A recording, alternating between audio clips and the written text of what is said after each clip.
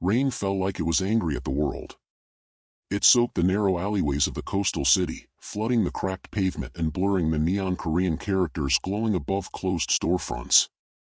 Red paper lanterns swayed gently in the storm, their light reflecting off the water like broken promises. Arielle Monroe had never felt so alone. She pulled her long wool coat tighter around her body, her braids damp against her neck, her breath shaky as she moved quickly through the unfamiliar streets. South Korea was supposed to give her answers. Instead, it gave her silence. Her brother had come here chasing the truth, following whispers of corruption, crime, and powerful men who never showed their faces. Now he was dead. And every step Arielle took through the rain felt like she was walking deeper into the same darkness that swallowed him. She turned sharply into an alley, hoping for a shortcut. That was her mistake. Footsteps echoed behind her. Fast. Heavy. Her instincts screamed before her mind could catch up. Arielle spun around just as two men emerged from the shadows, faces hidden beneath black caps, knives glinting under the lantern light. "Give us the bag," one of them growled in broken English. Her heart slammed violently against her ribs. She took a step back, rain dripping from her lashes, hands trembling but fists clenched. She had learned long ago how to hide fear, but fear still burned inside her chest. Before she could respond, the air shifted. A third presence entered the alley. The footsteps were calm this time. Measured. Unhurried. The men froze. A tall figure stepped forward, dressed in a long black coat that clung to his broad shoulders, rain rolling off the fabric like it feared him. His dark hair was slicked back, his expression unreadable, eyes sharp as blades. Kang Ji-hoon. He didn't raise his voice. He didn't rush. "Leave," he said in Korean. The alley went silent except for the rain. One of the men laughed nervously. "This isn't your..." Ji-hoon moved. In seconds, the alley exploded into motion. A knife clattered to the ground. A body slammed into the wall. Ji-hoon's movements were precise, brutal, practiced, not the chaos of a street fight, but the discipline of someone trained to end things quickly. Arielle stood frozen, heart pounding, watching violence unfold with terrifying efficiency. It was over before she realized she had stopped breathing.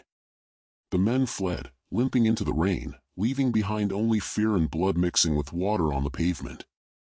Ji-hoon turned to her. Up close, Arielle noticed details she hadn't before, the faint scar near his jaw, the jade ring on his finger, the way his eyes softened slightly when they met hers. "You're hurt?" he asked, this time in fluent English. She swallowed. "No. I don't think so." Rain dripped between them. The lanterns above cast a red glow over his face, making him look unreal, dangerous and gentle at the same time. "You shouldn't walk here alone at night," he said quietly. She almost laughed at the irony. "I didn't plan to." A beat of silence passed. "My name is Ji-hoon." She hesitated, then nodded. "Arielle." For reasons she couldn't explain, saying her name to him felt like crossing a line she wouldn't be able to step back from. He offered his hand, not touching her, just close enough to feel the warmth. "Let me walk you somewhere safe." Every warning in her head told her to refuse.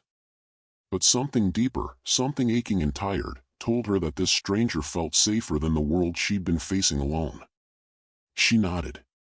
They walked side by side through the rain, past wooden doors and glowing lanterns, past a city that hid its secrets well. Neither of them spoke. Neither of them knew that this night, the rain, the alley, the red lanterns, was the beginning of a love story written in blood, lies, and loss. And neither of them knew that fate had already decided how much it would hurt.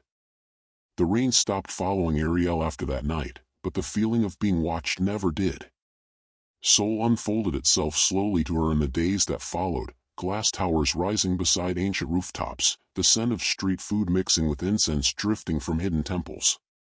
Ji-hoon became her guide through this divided world, leading her through crowded markets and quiet backstreets as if he knew every shadow by name.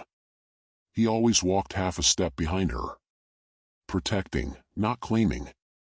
Arielle noticed the way people looked at him, how shop owners bowed just a little too deeply, how conversations died the moment he entered a room. When she asked about it, he smiled softly and said he worked in logistics. It was the first lie. They spent evenings in a small tea house tucked behind a traditional hammock, where wooden beams creaked gently overhead and antique ceramics lined the shelves. Ji-hoon would pour tea carefully, his movements deliberate, almost ceremonial, as if he respected the ritual more than the drink itself. "You move like someone who was taught discipline before emotion," Arielle said once, watching him. His hand paused for half a second. "Emotion is expensive," he replied. "It costs more than most people can afford." She laughed, but the words stayed with her. Arielle told him about her brother, the journalist with restless eyes and a voice that always chased the truth even when it put him in danger. She spoke of late-night phone calls and half-finished sentences. Of the silence that followed his death. Ji-hoon listened without interrupting, his jaw tightening with every word. "I'll help you find answers," he said quietly. She looked at him then, really looked, and felt something shift in her chest. Trust didn't come easily to her anymore, but Ji-hoon's presence wrapped around her like a shield. When she walked beside him, the city felt less hostile. Less sharp. It felt safe. What she didn't see were the men watching from across the street. The black sedans parked too long. The phone that buzzed endlessly in Ji-hoon's pocket, unanswered. At night, Ji-hoon returned to a world Arielle never saw, a sprawling coastal estate hidden above the cliffs, built of dark wood and stone, guarded by men who bowed with fear in their eyes. Inside, ancestral portraits watched from the walls, their gazes heavy with expectation. "You're getting careless," his uncle said, pouring soju into a porcelain cup. "Emotions make men stupid." Ji-hoon stared at the jade ring on his finger, the symbol of his bloodline. "I won't let her get hurt." A quiet laugh filled the room. "Everyone gets hurt."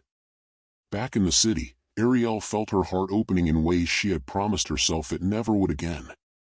Ji-hoon showed her cherry blossoms blooming along the river, petals drifting like fragile snow. They walked beneath the trees in silence, their hands brushing but never fully touching, both pretending they didn't feel the electricity between them. When it finally happened, it wasn't dramatic. It was gentle. They stood beneath a flickering street lamp, the air thick with unspoken words. Ji-hoon reached for her hand, hesitated, then let his fingers intertwine with hers. "I'm not a good man," he said. "I'm not looking for perfect," Arielle replied. Their kiss was slow, trembling, filled with everything neither of them said out loud. In that moment, Ji-hoon convinced himself that love could rewrite fate. That blood debts could be undone. That lie was the most dangerous of all. The signs were there, gunshots echoing in the distance, news headlines about rising gang violence. The way Ji-hoon's smile never quite reached his eyes when his phone rang. Arielle ignored them. She wanted this happiness. She needed it. And so she wrapped herself in the lie called safety, unaware that every step closer to Ji-hoon pulled her deeper into the very world that had killed her brother. Some loves don't save you. They only make the fall hurt more. Ji-hoon had learned the weight of blood before he learned the meaning of love. The Kang estate stood above the sea like a silent god, its dark wooden corridors stretching endlessly beneath sloping tiled roofs. The waves below crashed against the cliffs with relentless force, as if trying to tear the land apart. At night, the wind carried the scent of salt and old incense through the open halls, whispering the names of ancestors long buried but never forgotten. Ji-hoon walked those halls barefoot, dressed in black slacks and a traditional silk inner robe tied at the waist. Every step echoed with memory. Every shadow reminded him of what he was born into, and what he could never fully escape. He stopped before the ancestral altar. Portraits of men stared back at him, their expressions stern, merciless. Warriors. Kings of the underworld. Men who believed mercy was weakness and love was a liability. White candles flickered, casting trembling light over carved tablets etched with family names. His father's name sat at the center. "You're late," his uncle said from behind him. Ji-hoon didn't turn. "I was delayed." His uncle scoffed softly, swirling amber liquid in a porcelain cup painted with dragons. By the woman. Silence fell heavy between them. You're being watched, his uncle continued. Not just by us. Foreign eyes. Government eyes. Journalists. He paused, then added casually, like the one who died last year. Ji-hoon's jaw tightened. That death brought too much attention, the older man said. Loose ends should have stayed buried. Ji-hoon turned then, his eyes sharp with warning. Don't speak of her brother. A slow smile crept across his uncle's face. Ah. So she hasn't told you who she really is to you yet. Ji-hoon left the estate that night with his chest burning, the jade ring on his finger suddenly feeling heavier than ever. He told himself Arielle didn't need to know. That protecting her meant keeping her away from the truth. That lie rotted faster than the others. Across the city, Arielle sat alone in her apartment, surrounded by notes pinned to the wall, maps, dates, photographs, newspaper clippings in both English and Korean. Her brother's handwriting filled the margins. Red strings connected names to locations. One name appeared more than the rest. Kang Group. She stared at it, her heart pounding, the room spinning slightly as memory and instinct collided. Her brother hadn't died chasing ghosts. He had gotten too close to something real. And now she was closer than she realized. Ji-hoon arrived just past midnight, rain clinging to his coat.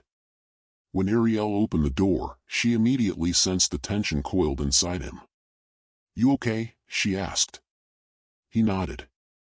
I just needed to see you. They sat together on the floor, backs against the couch, the city lights flickering through the window. Arielle rested her head on his shoulder, listening to his heartbeat, steady, controlled, practiced. Tell me something real about you, she said softly. Ji-hoon closed his eyes. My family, he began slowly, believes power is inherited. That violence is tradition. That blood makes us who we are. She lifted her head to look at him. Do you believe that? No, he said. But believing differently doesn't erase it. Arielle felt a chill crawl up her spine. Pieces were beginning to align, his influence, the way people feared him, the way danger followed him like a shadow.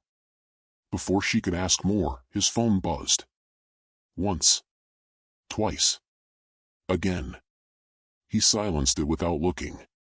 That night, Arielle dreamed of sirens and breaking glass. Of her brother calling her name from underwater. She woke with tears on her face and a certainty she could no longer ignore. Love had led her exactly where truth lived. And truth was never gentle. Ji-hoon lay awake beside her, staring at the ceiling, knowing the clock had started ticking the moment he let her into his life. Some legacies don't end. They only claim more victims. Some goodbyes are loud. They come with screaming, slammed doors, and words you can never take back. This one was worse. It was quiet. Arielle packed her suitcase before dawn, folding her clothes with hands that no longer shook, not because the pain was gone, but because it had settled too deep to tremble. The apartment was silent except for the soft hum of the city outside and the zipper closing like the final stitch of a wound. She paused, holding a sweater Ji-hoon had once draped over her shoulders on a cold night. For a moment, she pressed it to her face, breathing in the faint trace of him, rain, cedar, something she would never forget. Then she folded it carefully and placed it back. She left without leaving a note. Across the city, Ji-hoon stood beneath the open sky, staring at the ocean from the cliffs near his family estate. The wind tore at his coat, the waves crashing violently below as if mirroring the war inside him. For the first time in his life, power meant nothing. He had chosen silence once. Now silence had chosen him. His phone buzzed in his hand, an incoming call from his uncle. They're watching you, the older man said. The woman is a liability. Ji-hoon closed his eyes. She's leaving. Good, his uncle replied. Then let her go. Ji-hoon hung up without answering. By the time he reached the airport, it was already too late. Arielle sat near the window, watching planes taxi across the runway, her reflection staring back at her in the glass, older, harder, emptied of something she couldn't name. Every instinct told her not to look back, not to hope. She didn't see Ji-hoon standing beyond security, eyes scanning the crowd, breath shallow, heart screaming her name. Their worlds missed each other by minutes. Days passed. Then weeks. Ji-hoon threw himself into the syndicate's affairs with a cold precision that terrified even his own men. Deals were cut. Rivals disappeared. Violence escalated. He wore black more often now, traditional mourning woven into his tailored suits, his jade ring never leaving his finger. At night, he drank alone. Arielle moved cities, then countries. She stayed in small hotels, changing locations often, chasing distance the way she once chased truth. She tried to sleep, but memories crept in, his voice, his touch, the lie that had felt like love. The messages came anyway. "I'm sorry. I never meant to hurt you. Please let me explain." She never replied. One evening, rain returned, soft at first, then relentless. Arielle sat in her car along a coastal road, hands gripping the steering wheel, tears blurring the headlights. Her phone buzzed again. Ji-hoon's name lit up the screen. She answered. "Why now?" she whispered. "Because I can't live with what I took from you," he said. His voice sounded tired. Broken. "I'm leaving everything. The syndicate. The name. I just needed you to know." A long pause stretched between them, filled with everything they couldn't say. "I loved you," Arielle said softly. "So did I." The call ended. Arielle wiped her face, took a breath, and pulled onto the road. She never saw the black sedan until it was too close. Headlights flared. Tires screamed. A gunshot cracked through the night. The world spun. Metal collided with metal, glass exploding like stars as the car veered violently toward the cliff. Arielle's scream was swallowed by the roar of the ocean below. The last thing she felt was weightlessness. Then nothing. Miles away, Ji-hoon's phone slipped from his hand as news alerts flooded the screen. Fatal accident on coastal highway. Foreign woman pronounced dead. His knees hit the floor. This time, the goodbye was final. Or so the world believed. Truth never arrives gently. It waits until your heart is open, until it has something worth destroying. Arielle stood in the small archive room beneath the public library, the air thick with dust and old paper. Outside, the city moved on, unaware that her world was about to collapse. A single desk lamp cast a pale circle of light over the documents spread before her, police reports, shipping records, intercepted emails her brother had never lived long enough to publish. Her fingers trembled as she turned the final page. The name was there again. Kang Group. Not a rumor. Not speculation. Orders. Dates. Payoffs. And one line, typed clean and cold, burned itself into her mind. Authorization approved. Eliminate source. Arielle pressed her palm to her mouth, a soundless scream clawing its way up her throat. The room spun. Her brother's face flashed before her, his smile, his voice, the way he always said truth mattered more than comfort. He hadn't been killed by chance. He had been executed. Her phone buzzed in her pocket. Ji-hoon. She didn't answer. Instead, she walked. Through streets she no longer recognized. Past temples where bells rang softly, past vendors closing their stalls, past couples laughing under warm lights. Everything felt obscene. How could the world still be beautiful when hers had just ended? By the time she reached Ji-hoon's apartment, night had fully claimed the sky. She didn't knock. Ji-hoon looked up in surprise when she entered, his expression shifting instantly from relief to concern. "Arielle, what's wrong?" She didn't cry. Not yet. She placed the documents on the table between them. "Tell me," she said quietly. "Tell me why your family's name is on every page connected to my brother's death." The silence that followed was deafening. Ji-hoon stared at the papers, his breath slowing, his shoulders stiffening. He had imagined this moment 1,000 times. None of those imagined versions had prepared him for the way her voice sounded, calm, broken, dangerous. "I didn't know it was him," he said finally. Her eyes burned. "But you knew it was someone." "Yes. And you still looked me in the eye," she whispered, "and told me you would help me find answers." He took a step toward her. She stepped back. "Don't," she said. Not another step. The room felt smaller, tighter, like the walls were closing in to witness the damage. Ji-hoon ran a hand through his hair, his composure cracking for the first time. "My family makes decisions without me," he said. "I tried to change things from the inside. I swear to you, Arielle, if I had known." "You did know," she cut in sharply. "You just didn't know it was personal." The words landed like a gunshot. Her chest tightened, breath coming in short bursts now. "Every night I slept next to you," she continued, voice trembling despite her effort to control it. "The man responsible for my brother's death was right there. Holding me. Protecting me." Ji-hoon dropped to his knees. The sound was soft, but final. "I loved you," he said, voice breaking. "I still do." That was when the tears came. Arielle laughed, a sharp, shattered sound. "Love," she echoed. "Love doesn't lie like this." She turned away, grabbing her coat, hands shaking violently. Ji-hoon reached out but stopped himself, his fingers curling into his palm. "Leave," she said. "If you ever cared about me at all, let me walk away."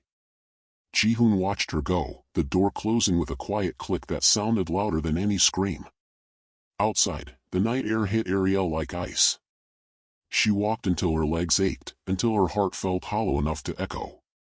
Memories assaulted her, his smile, his voice, the way safety had felt like a promise.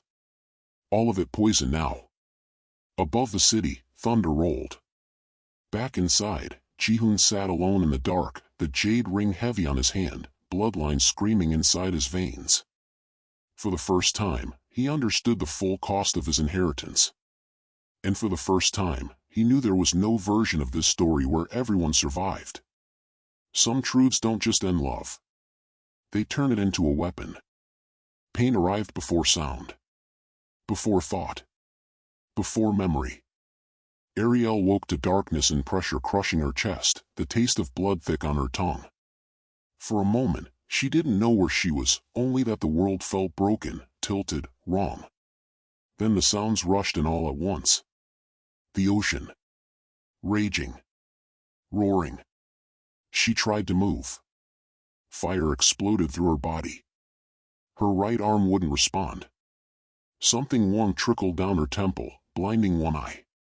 The smell of gasoline burned her lungs as cold air clawed at her skin. Her car lay twisted against jagged rocks below the cliff, half submerged, metal screaming as waves slammed into it again and again. The windshield was gone. The roof caved inward like a crushed ribcage. She was alive. Barely. Arielle gasped, the realization hitting her with brutal clarity. She coughed, water flooding her mouth as another wave crashed over the wreck. Panic surged, primal and desperate. "I don't want to die like this." Her brother's face flashed before her eyes. "Fight." She fumbled with the seatbelt, fingers numb, blood slicked. It wouldn't release. The water climbed higher, icy and unforgiving. Her vision blurred, edges darkening. Just as the world began to fade, a blinding white light cut through the darkness. Voices. Shouting. Ropes splashing into the water. Strong hands broke through the twisted metal, wrenching the door open with a violent groan. Arielle screamed as pain ripped through her body, but she felt herself being pulled free, out of the car, away from the cliff, away from death. The last thing she saw before unconsciousness claimed her was the red and blue flash of emergency lights reflected in the churning Black Sea. Ji-hoon arrived at the crash site long after the wreckage had been cleared. The rain had stopped, leaving the road slick and silent. Yellow tape fluttered weakly in the wind, useless now. The cliff edge stood empty, indifferent, as if nothing extraordinary had happened there at all. Ji-hoon stepped out of his car slowly, every movement heavy, deliberate. He stared down at the rocks below, at the dark water still restless with echoes of violence. She didn't suffer, a police officer said quietly, mistaking him for another stranger caught in the tragedy. The impact would have been. Ji-hoon raised a hand. The officer stopped. Ji-hoon didn't cry. Not yet. His grief was too vast, too sharp to spill outward. It hollowed him instead, carving something cold and merciless into his chest. This was his fault. Every lie. Every silence. Every moment he had chosen power over truth, it had all led here. Back at the estate, the elders gathered beneath the ancestral portraits, incense smoke curling toward the ceiling like spirits fleeing judgment. The woman is dead, Ji-hoon's uncle said calmly. The problem has resolved itself. Ji-hoon turned slowly. The room fell silent. She was never the problem, Ji-hoon said, his voice low, lethal. You were. No one spoke. In that moment, the Kang heir died. Something darker rose in his place. Arielle woke to the sound of machines. The steady beep of a heart monitor cut through the sterile air. White light burned her eyes as consciousness returned in fragments, pain, confusion, the weight of bandages constraining her body. She tried to speak. Nothing came out. A woman's face appeared above her, calm but watchful. You're safe, she said gently. You've been through a serious accident. Arielle's eyes darted around the room, hospital walls, unfamiliar symbols, no windows. Panic surged again, sharp and immediate. Easy, the woman said.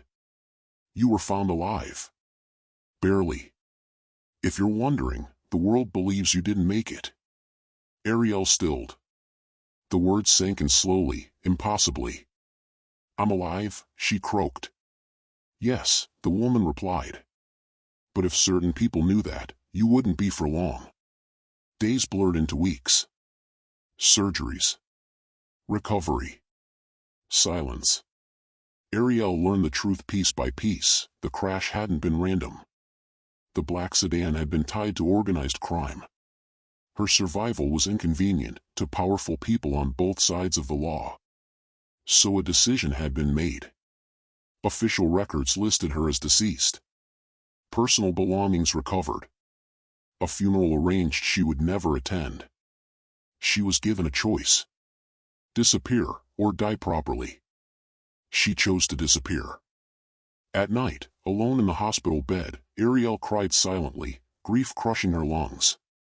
Not for herself, but for Ji-hoon, somewhere out there, mourning a woman who still breathed.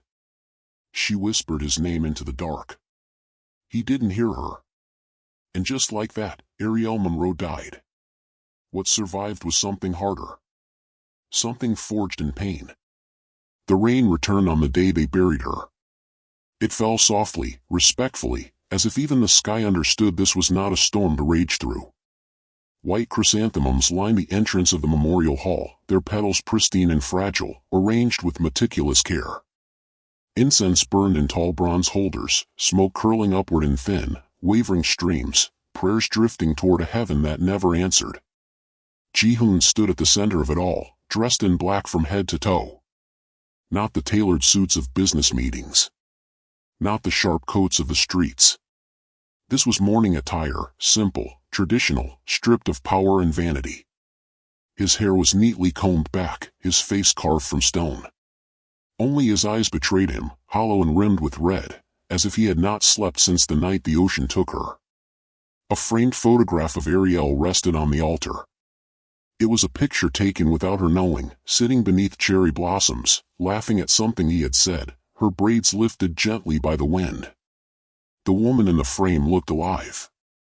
Warm. Untouched by the violence that ended her story. Ji-hoon couldn't breathe. Mourners moved quietly around him, business associates, elders, men with blood on their hands who bowed their heads and whispered condolences they did not mean. To them, this was a necessary loss. A loose end tied. A tragedy absorbed by time. To Ji-hoon, it was the end of color. He knelt before the altar, placing a white envelope at its base, money for the dead, a tradition older than guilt. His hands trembled for the first time since childhood. "I'm sorry," he whispered, so low no one else could hear. "I should have burned the world sooner." The incense smoke stung his eyes. Or maybe that was the grief finally demanding release. Across the city, in a hospital room that smelled of antiseptic and silence, Arielle watched the funeral on a muted television screen. She sat upright in bed, her arm in a sling, bruises blooming beneath pale skin like shadows that refused to fade. Her hair was shorter now, uneven where doctors had cut it away to stitch her scalp. She barely recognized the woman reflected in the darkened screen. The broadcast showed Ji-hoon kneeling. Her heart fractured all over again. She reached out instinctively, fingers brushing the glass, as if she could pull him through it, tell him she was alive, that the goodbye he was drowning in was built on a lie meant to keep her breathing. A nurse appeared quietly in the doorway. "You shouldn't watch this," she said gently. Arielle didn't look away. "If I don't," she replied, "then she really is dead." The nurse left. Arielle stayed. Back at the estate, the memorial ended with ritual silence. Guests departed in black cars, engines humming softly as if afraid to disturb the ghosts left behind. Ji-hoon remained kneeling long after the room emptied. His uncle approached, footsteps measured. "This is finished," the older man said. "We move forward." Ji-hoon stood slowly and turned. "No," he said. "Now we purge." The word echoed. Over the weeks that followed, Seoul's underworld shifted violently. Deals collapsed. Trusted lieutenants vanished. Rivals were exposed and erased with surgical precision. Ji-hoon moved like a man with nothing left to lose, cold, relentless, exacting. He dismantled the syndicate from within, blade by blade. At night, he returned to his empty apartment. Arielle's absence screamed from every corner, the untouched cup in the sink, the faint imprint on the pillow beside his, the sweater she had left behind. He slept on the floor. He dreamed of water. Meanwhile, Arielle healed in secret. The people who saved her did not speak of names or loyalties. They trained her mind as much as her body, teaching her how to disappear, how to listen, how to survive worlds that devoured the unprepared. "You can go back," one of them told her once. "Live quietly. Forget." Arielle shook her head. She had already died. Forgetting was a luxury she could no longer afford. One night, alone, she lit a small candle beside her bed. No altar. No ceremony. Just flame and breath and memory. "I loved you," she whispered into the dark. "And I still do." The candle flickered. Far away, Ji-hoon stood on the cliffs above the ocean, wind tearing at his coat, the waves roaring below like an accusation. He held the jade ring in his palm, knuckles white. They were both alive. They were both broken. And the world was quietly preparing to make them enemies. Arielle Monroe learned to breathe again in silence. The place where she recovered had no name, just concrete walls, frosted windows, and doors that opened only when permission was granted. Days were measured by training sessions and medical checks, by the dull ache of healing bones and the sharper pain of memory. Nights were worse. Nights belonged to ghosts. She studied her reflection in a narrow mirror one morning and barely recognized the woman staring back. Her braids were shorter now, practical, tied back tight. The softness she once carried in her eyes had been replaced by something steadier. Colder. Alive in a way grief demanded. "You're healing faster than expected," the woman said, the one who had first spoken to her in the hospital. She wore plain clothes, no insignia, no name offered. Physically. Arielle flexed her fingers. "And the rest?" The woman didn't answer. Training began at dawn. Arielle learned how to disappear into crowds, how to change posture, gait, voice.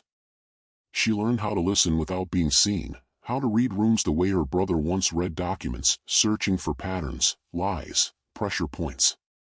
She learned restraint, too. That anger could be a weapon only if it was controlled.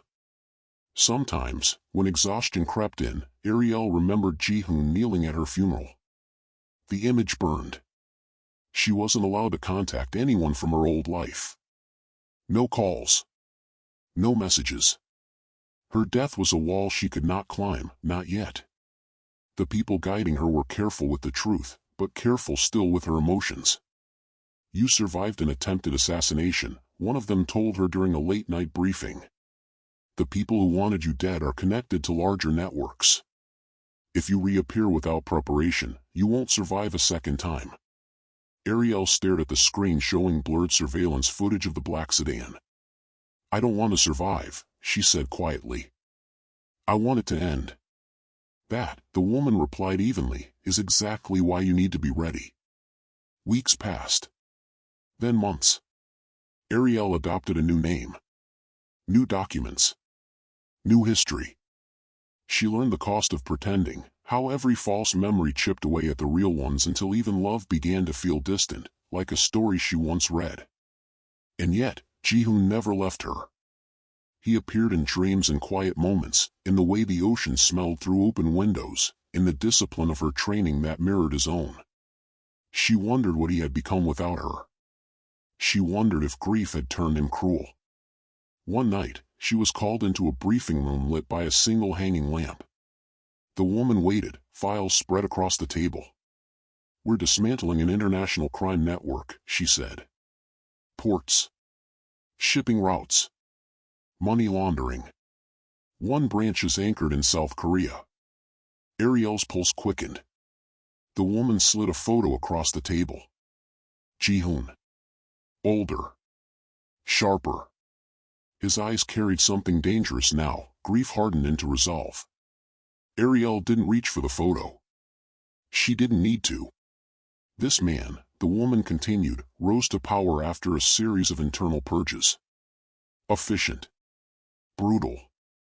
Strategic. He's become a keystone. Arielle swallowed. "You want him dead." "We want the network dead," the woman corrected. "If he stands in the way, yes." Silence pressed in from all sides.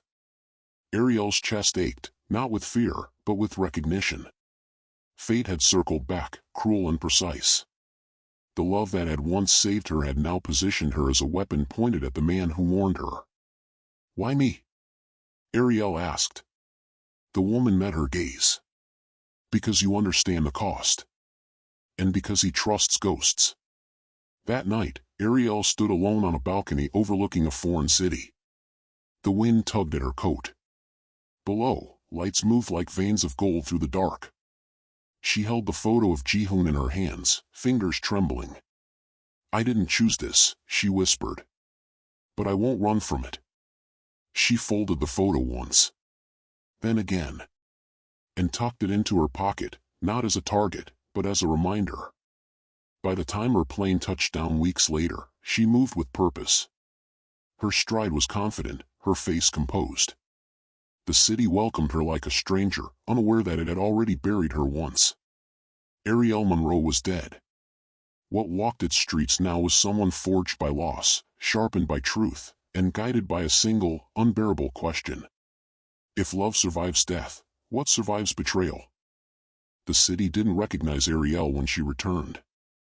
It greeted her with the same neon lights and crowded sidewalks, the same mix of old temples and glass towers, but she walked through it differently now. Her steps were measured. Her eyes catalogued exits, reflections, threats. She wore a long tailored coat, dark and elegant, her shortened braids tucked neatly back, a stranger shaped perfectly to blend in. Officially, she didn't exist. Unofficially, she was exactly where she needed to be. Ji-hoon felt the shift before he ever saw her. The underworld whispered first, about a foreign operative moving quietly through ports and back channels, about deals unraveling without bloodshed, about men disappearing into prisons instead of graves. It was precise work. Controlled. Personal. That was what unsettled him.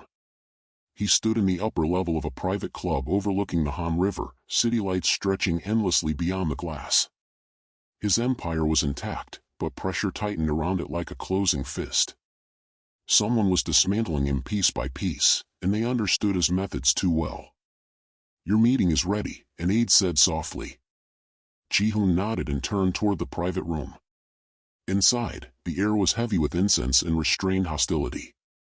He took his seat at the head of the table, hands folded calmly, jade ring catching the low light. Then the door opened again. And the world tilted. She walked in without hesitation, heels clicking softly against the floor, posture flawless.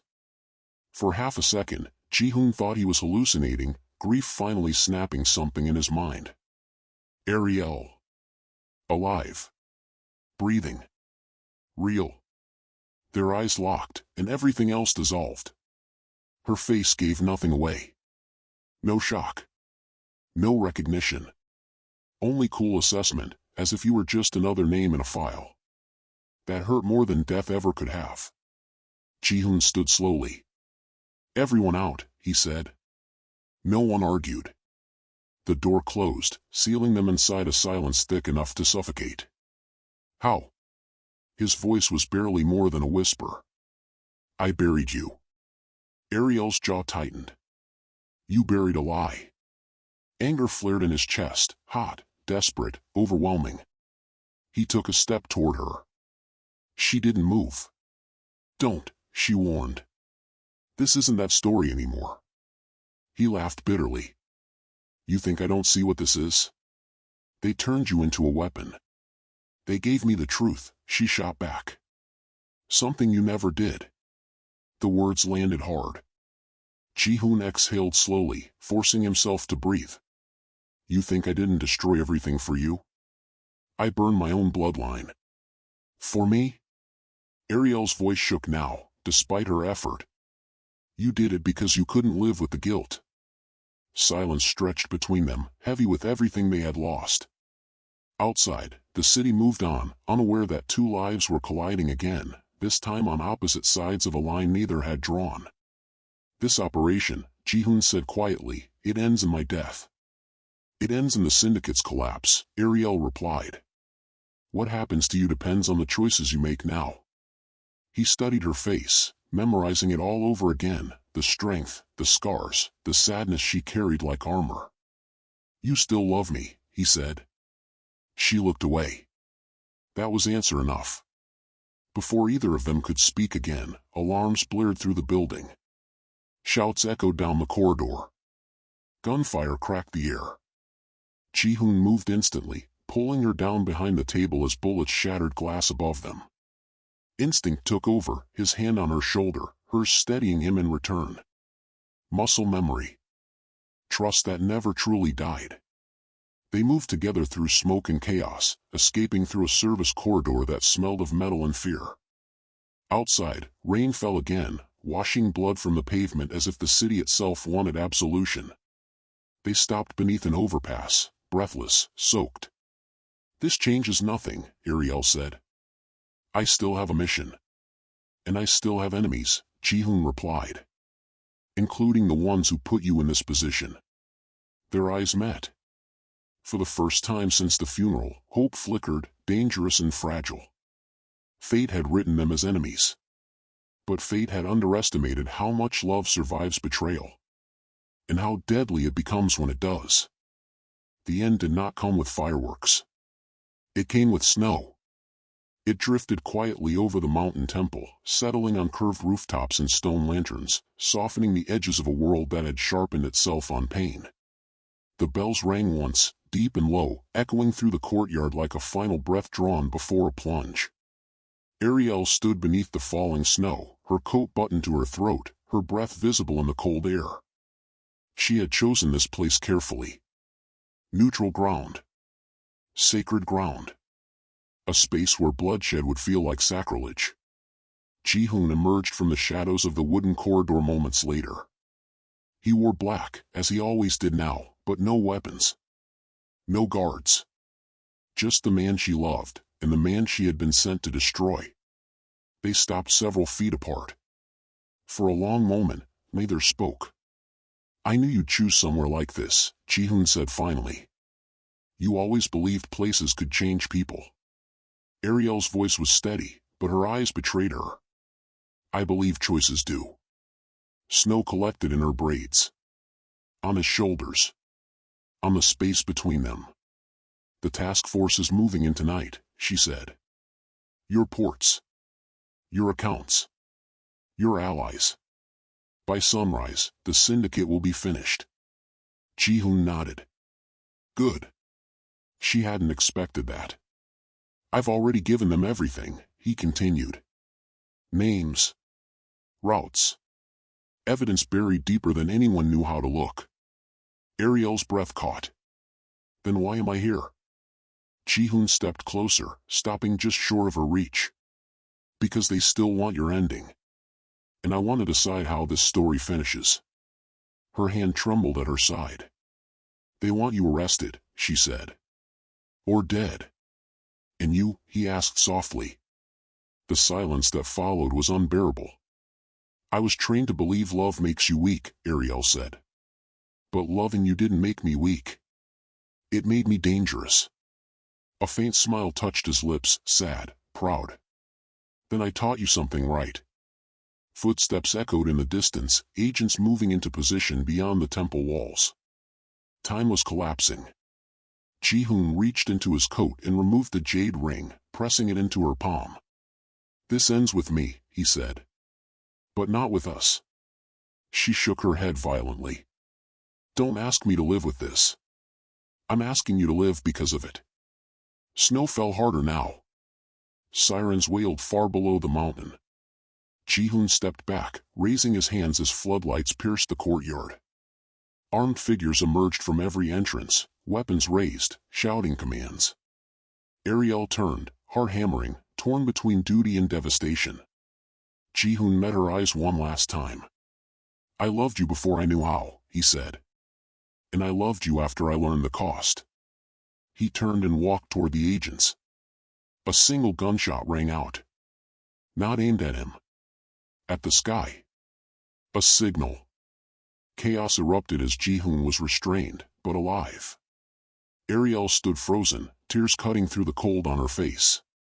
Hours later, dawn broke pale and quiet. The syndicate collapsed. The world moved on. Months later, Arielle stood alone on a distant shoreline, the ocean calm at last. She wore simple clothes now, no weapons, no aliases. The work was finished. Ji-hoon's fate remained sealed in classified silence, neither martyr nor monster. Just a man erased between chapters of history. Arielle closed her eyes, the wind carrying salt and memory. Love had not saved them. But it had broken the cycle. And sometimes, that was enough.